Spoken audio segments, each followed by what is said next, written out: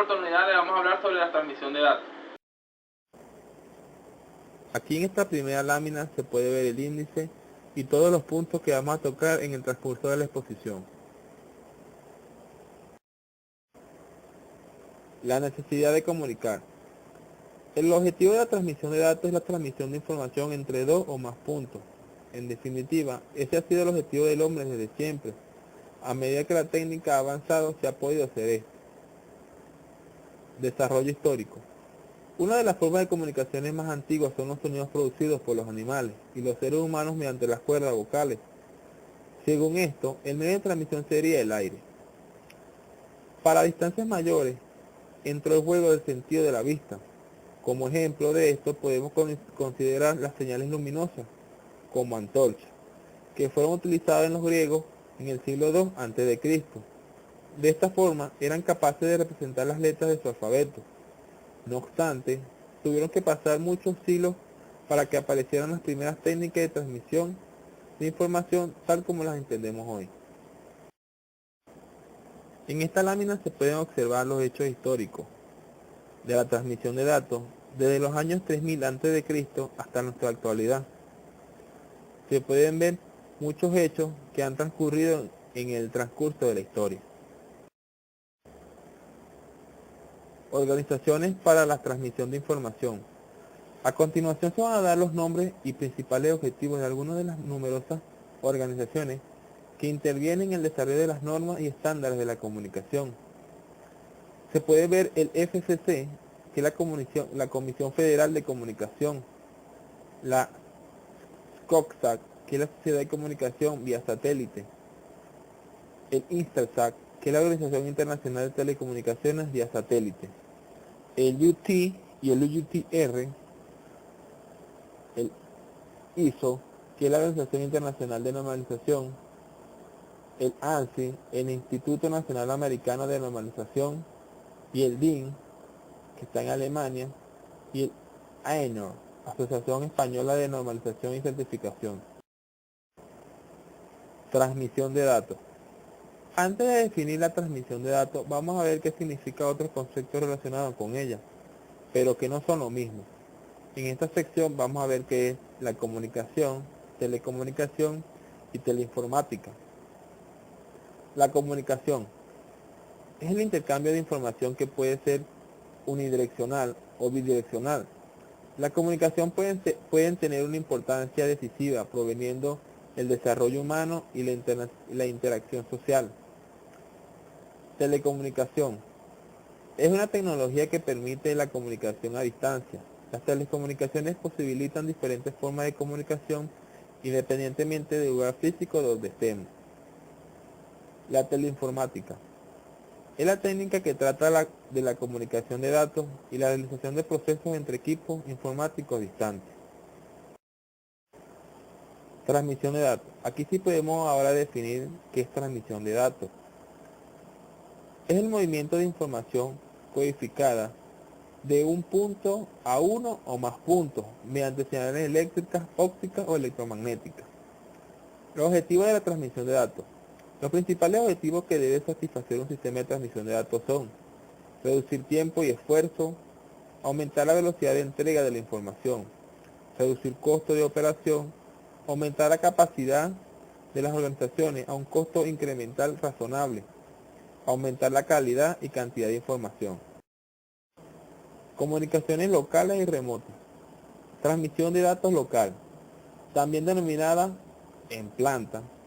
Las distancias son pequeñas, en este caso son las propias organizaciones, empresas, universidades, factorías, entre otras, las que construyen las líneas de comunicaciones. Transmisión de datos remota. La distancia entre los equipos que requieren comunicar es mucho mayor. Es necesario acceder a las líneas de telecomunicaciones para que se realice.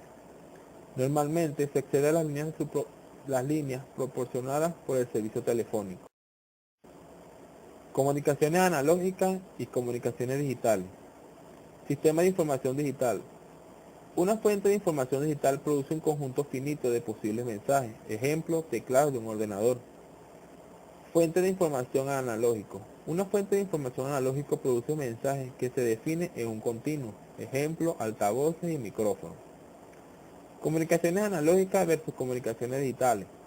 Los sistemas analógicos son más sencillos de implementar porque se actúa menos sobre la señal que se requiere transmitir.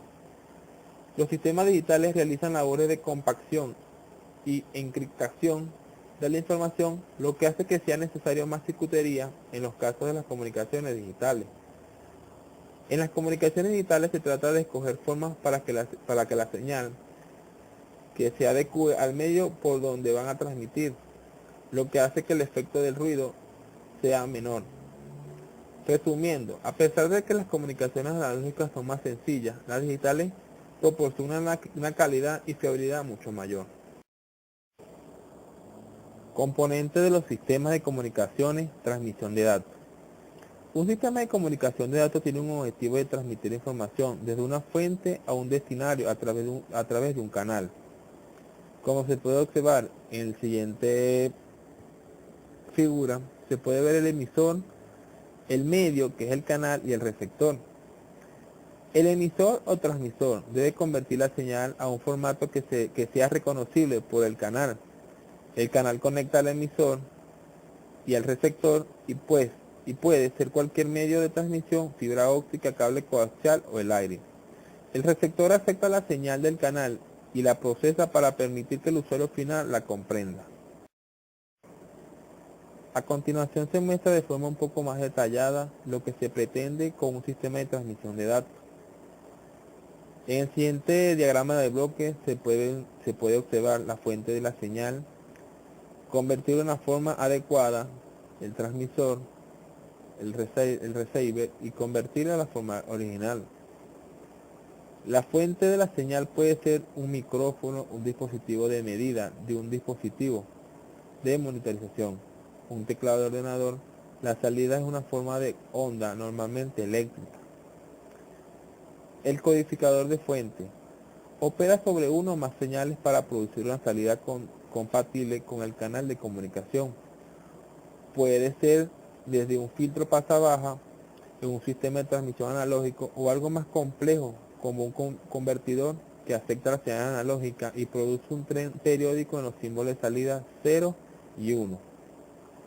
Puede contener un multiplexor cuando se trate de comunicar señales de más de una fuente. El mecanismo de encriptación sirve para que la señal solo pueda ser entendida por el receptor.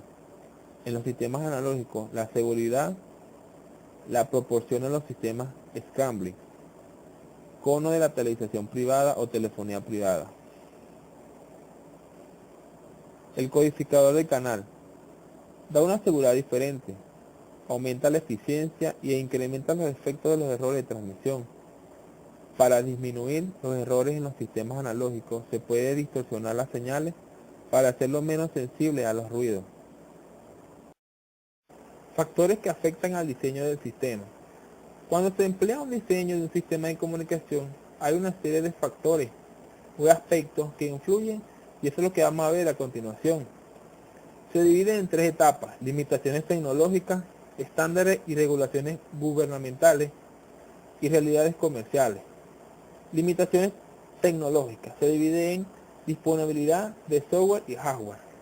Hay situaciones en las que se conoce un diseño óptimo para un determinado sistema, pero que ese diseño no se puede llevar a la práctica porque todavía no se ha desarrollado una tecnología o no es la suficientemente rápida para implementarlo.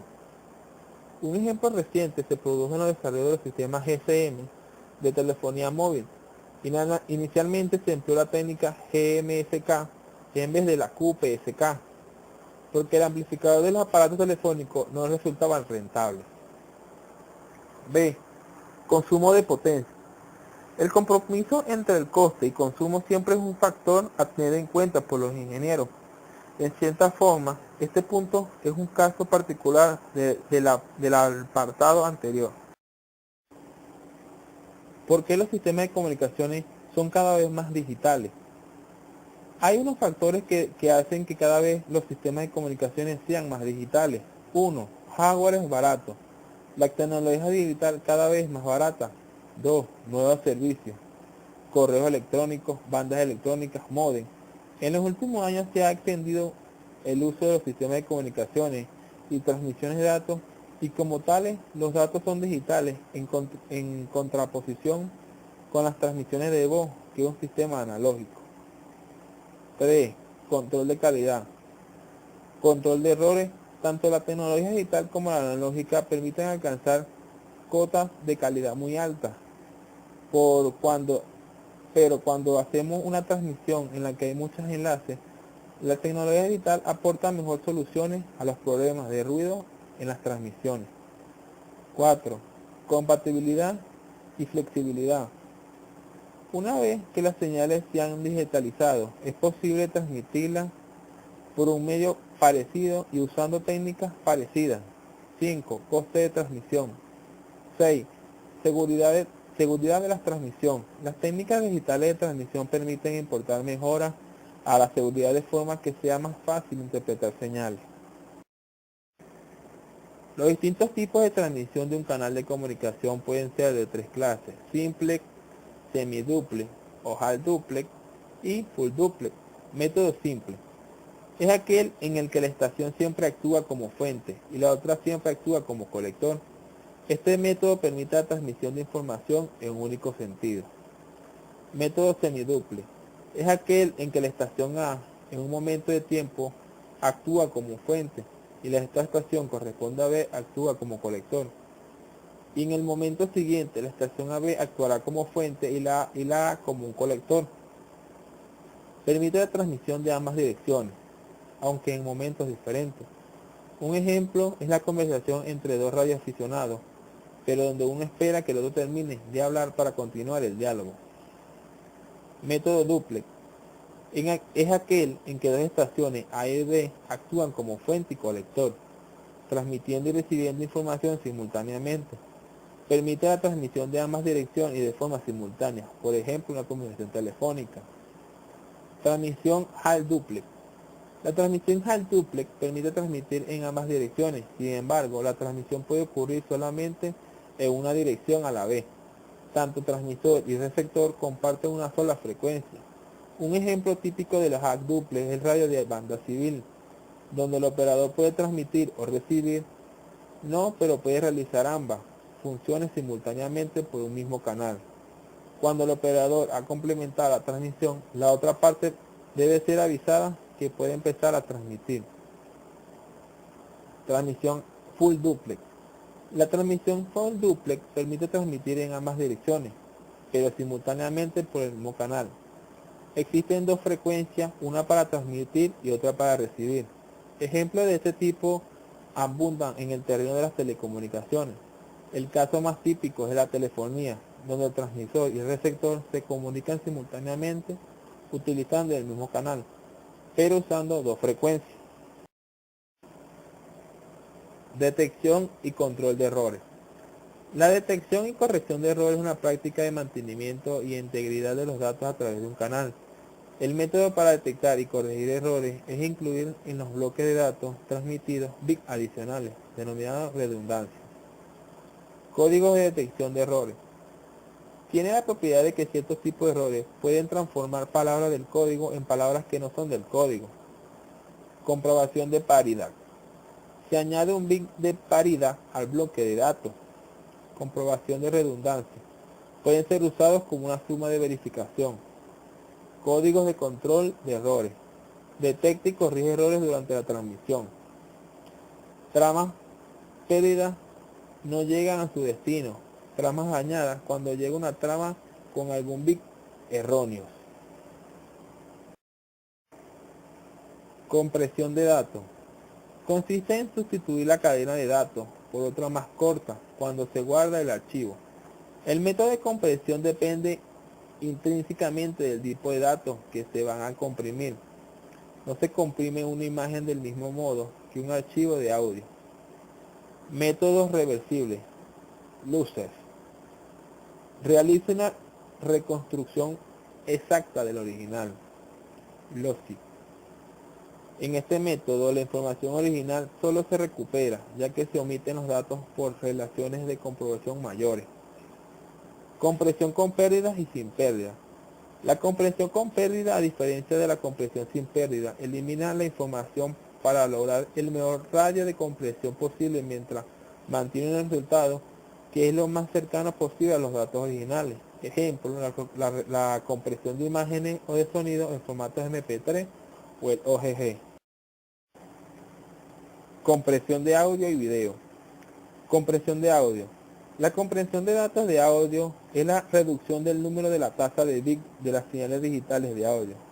No debe ser confundida con compresión de rango dinámico de señales. Compresión de video. Las técnicas de compresión de video consisten en reducir y eliminar datos redundantes del video para que el archivo de video digital se pueda enviar a través de la red y almacenar en discos informáticos. MP3. Formato de compresión de audio digital, patentado que usa un algoritmo con la pérdida para conseguir un menor tamaño de archivo. MPG, estándares de codificación de audio y de video normalizados por el grupo MPG, se actualiza en el formato video CD. Sistemas de control. Los sistemas de control están formados por un conjunto de dispositivos de diversas naturalezas, mecánicos, eléctricos, electrónicos, neumáticos, hidráulicos, cuya finalidad es controlar el funcionamiento de una máquina o de un proceso. Como se puede observar en el primer imagen o el primer bloque, se encuentra una señal de entrada, sistema de control y señal de salida. Existen dos tipos de sistemas de control, enlazo abierto y enlazo cerrado. Los sistemas de control enlazo abierto. Una señal de entrada actúa sobre los elementos que controlan el funcionamiento de la máquina o proceso, y en la salida se obtiene la señal controlada. En este tipo de sistema de control, la señal de salida no tiene efecto sobre la acción de control. Estos sistemas se representan mediante el siguiente esquema: señal de entrada, elementos de control, proceso y señal de salida. Sistemas de control enlace cerrado. En este sistema, las señales de salida y de entrada están relacionadas mediante un bucle de realimentación, a través del cual la señal de salida influye sobre la de entrada. De esta forma, la señal de salida tiene efectos sobre la acción de control. Estos sistemas de control se pueden representar mediante el siguiente esquema: señal de entrada, el comparador, elementos de control, el proceso, que se dirige al sensor y se devuelve a la señal de salida. Modos de transmisión de datos. Una transmisión de datos tiene que ser controlada por medio del tiempo, para que el equipo receptor conozca en qué momento se puede esperar que una transferencia tenga lugar. Hay dos principios de transmisión para hacer esto posible: transmisión síncrona y transmisión asíncrona. Transmisión síncrona. La transmisión síncrona se hace con un ritmo que se genera contralizadamente en la red y es el mismo para el emisor como para el receptor. Transmisión asíncrona. En la transmisión asíncrona es el emisor el que decide cuándo se envíe el mensaje de datos a través de la red. La conmutación es la conexión que realizan los diferentes nodos que existen en distintos lugares y distancias para lograr un camino apropiado para conectar dos usuarios de una red de telecomunicaciones. Conmutación de circuito. La telecomunicación por conmutación de circuito implica que en un momento dado hay una ruta dedicada entre dos terminales. Esta ruta se compone de una secuencia de enlaces entre nodos, dedicándose en cada enlace físico a un canal a la conexión. Conmutación de mensajes. En este tipo de conmutación conmutada, cuando el terminal requiere enviar un mensaje, incorpora a este una dirección de distinto. El mensaje pasa a través de la red de un nodo a otro, recibiendo en cada uno de ellos el mensaje completo, que es almacenado y retransmitido en nodos siguientes. De esta forma no es necesario establecer una ruta dedicada entre los dos terminales. Conmutación de paquetes. La conmutación de paquetes trata de combinar las ventajas de las conmutaciones de mensaje y de circuito, minimizando las desventajas de ambas. Es una técnica similar a la de mensaje, con la diferencia de que la longitud de las unidades de información, paquete, están limitadas, en tanto que la conmutación de mensaje, la longitud de esto es mucho mayor. Teoría de colas. La teoría de colas es una formulación matemática para la optimización de sistemas en que interactúan dos procesos normalmente aleatorios, un proceso de llegada de clientes y un proceso de servicio a los clientes. En los existentes fenómenos de acumulaciones de clientes se espera del servicio, y donde existen reglas definidas, prioridades para la prestación del servicio. Ingeniería de tráfico en las telecomunicaciones. En telefonía o en general en telecomunicaciones se denomina ingeniería o gestión de tráfico a diferentes funciones necesarias para planificar, diseñar o proyectar y supervisar redes de telecomunicaciones, condiciones óptimas de acuerdo a las demandas y servicios, márgenes de beneficios de la explotación, calidad de la prestación y entornos regulatorios y comerciales. Servicios. La demanda de servicios. La demanda de servicios se entiende en diferentes aspectos. Número de clientes de la red, uso de la red por dichos clientes para los distintos servicios de la red, origen y distintos de las conexiones, tiempo de conexión y la evolución de los distintos aspectos en los tiempos, variaciones horarias y establecidas, previsiones de crecimientos a corto, mediano y a largo plazo. Naturaleza del servicio. La naturaleza del servicio requiere un alto estándar de rendimiento. Desde un punto de vista del usuario, de gran mayoría de las demandas deben ser satisfechas un poco o ningún retraso a la calidad funcional de los servicios. Esta regularidad y estandarizada internacionalmente por la Unidad Internacional de Telecomunicaciones ITU en las últimas décadas por otros organismos y foros de normalización que dan respuesta a la rápida introducción de tecnologías que producen en este caso este campo. Sistema de inventario. Un aspecto crítico y frecuente olvidado son los sistemas de inventario y de supervisión de la red orientada a la ingeniería detrás. La inexistencia o desactualización de inventario son fuentes de errores de planificación y diseño que provocan compras innecesarias, pero también focos de estación en la demanda y congestión.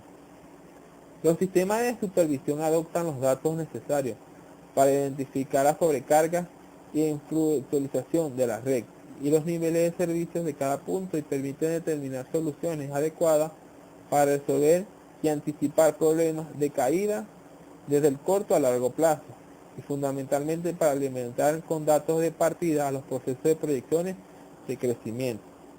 Servicios de voz. El mundo de las redes telefónicas, entendido como prestación de servicio de voz, es moderadamente un caso particular, ya que la evolución del sector está moviendo los esfuerzos a la integración de las redes multiservicios que faciliten voz, datos y multimedia mediante la infraestructura y procedimientos compartidos. Dimensionado de equipo. Uno de los aspectos más interesantes en diseño de redes es las dimensiones de equipo y elementos de interacción. Cualquier intento de telecomunicaciones en progreso va a requerir recursos de red desde la fase de establecimiento hasta la finalización. Estos recursos para una llamada particular pueden variar en tipos o cantidades dependiendo del servicio demandado, la fase del proceso de comunicación y la propia red o redes que se extraviesen.